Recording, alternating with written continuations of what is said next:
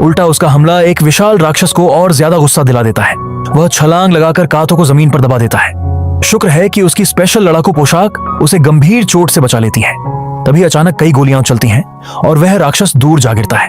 कातो पीछे मुड़कर देखता है तो कुछ नए लोग सामने खड़े दिखाई देते हैं। वे भी उसी तरह की लड़ाकू पोशाक पहने हुए थे, लेकिन उनके हथियार कहीं ज्यादा आधुनिक और ताकतवर थे।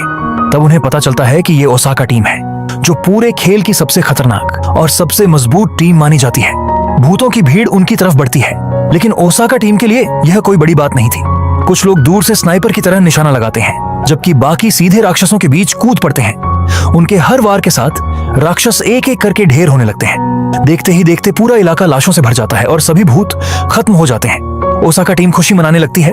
उनके लिए यह जानलेवा मिशन नहीं बल्कि एक खेल जैसा था। लेकिन तभी उनकी टीम का एक सदस्य अचानक कमर से 2 टुकड़ों में कट जाता है। तेजी से अपनी तरफ बढ़ रहे राक्षस को देखकर भी गंजा आदमी बिल्कुल नहीं घबराया। उसने तुरंत अपना खास हथियार निकाला और जैसे ही ट्रिगर दबाया, उस राक्षस का अंत तय हो गया।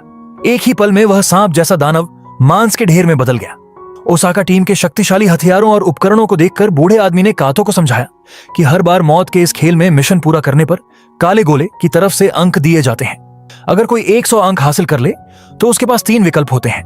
पहला, वह नए और बेहद ताकतवर हथियार प्राप्त कर सकता है। दूसरा, वह किसी मरे हुए साथी को वापस जीवित कर सकता है। और तीसरा, अपनी सारी यादें मिटाकर इस खतरनाक दुनिया से निकलकर सामान्य जीवन में लौट सकता है। बूढ़े आदमी की इच्छा भी बस अपने पुराने शांत जीवन में वापस जाने की थी। उसे भरोसा था कि ओसाका टीम के साथ मिलकर वे यह मिशन आसानी से पूरा कर लेंगे। लेकिन उन्हें नहीं पता था कि आसमान की ऊंचाइयों से कोई उन सब पर नजर रख रहा है। वह था उनका असली लक्ष्य, दानव राजा नुरारिहियो। इसी बीच निशी ने अलग योजना बनाई।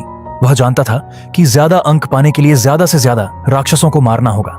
इसीलिए वह चुपचाप अदृश्य होकर अकेला निकल पड़ा। कुछ ही देर बाद शहर में कई राक्षस दिखाई देने लगे, जो आम लोगों का कत्ल कर रहे थे। यह देखकर कातो उनकी मदद के लिए दौड़ पड़ा। बूढ़े आदमी ने उसे रोकने की कोशिश की और कहा कि बेवजह जोखिम नहीं लेना चाहिए, लेकिन मासूम लोगों को मरता देखकर कातो खुद को रोक नहीं पाया।